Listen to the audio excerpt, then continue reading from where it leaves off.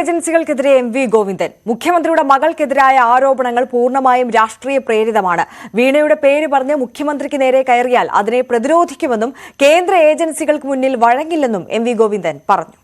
കഴിഞ്ഞ നിയമസഭാ തെരഞ്ഞെടുപ്പിന് മുമ്പ് കേന്ദ്ര ഏജൻസികൾ നിരന്തരം ഇവിടെ വന്നു പോവുകയായിരുന്നു. ഇപ്പോൾ എൻഫോഴ്സ്മെന്റ് ഡയറക്ടറേറ്റാണ്.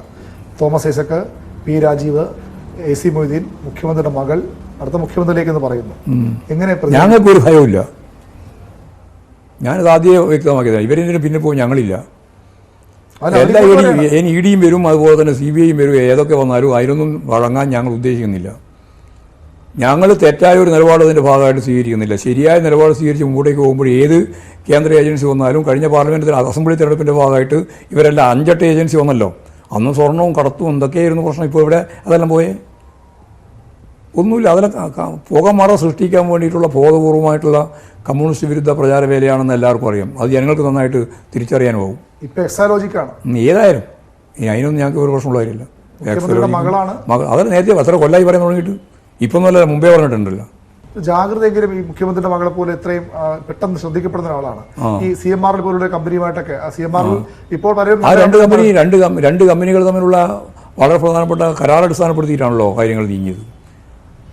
ഇവിടെ അതിനേക്കാളൊക്കെ വലിയ ഒരു റെസീറ്റും ഇല്ലാണ്ട് കോടാനുകോടി രൂപ വാങ്ങിയിട്ടുള്ള വിവിധ മേഖലകളുണ്ടായിരുന്നു. ഞാൻ അത് പത്രസമ്മേളനത്തിൽ പരസ്യമായിട്ട് പറഞ്ഞല്ലോ. എന്ത് അതിനെ പറ്റുന്ന ഒരൊറ്റയാൾ EDക്ക് യാതൊരു പ്രശ്നമില്ലാത്തത്.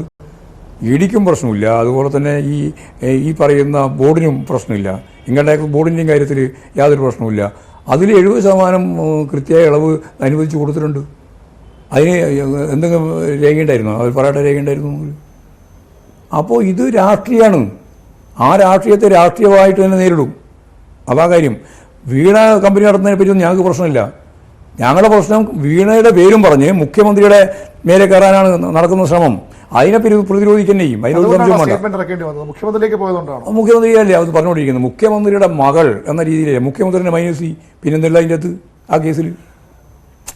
അതിൻ്റെ അകത്ത് നിന്ന് ആ പ്രയോഗങ്ങളിൽ നിന്ന് ഈ പ്രയോഗങ്ങളിൽ നിന്നെല്ലാം മുഖ്യമന്ത്രിയെ മൈനസ് ചെയ്യുക. പിന്നെന്താ ഉള്ളത്?